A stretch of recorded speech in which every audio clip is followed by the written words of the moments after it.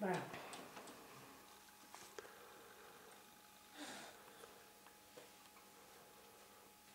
Έχω να τον ταΐσω έτσι 5-6 μήνες, δεν κάνετε.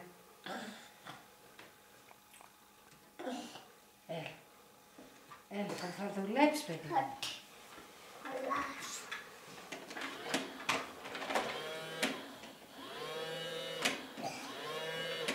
Τι θα κάνει. Τι γίνεται. Δεν πιάνει όλες τις φορές το παιδί.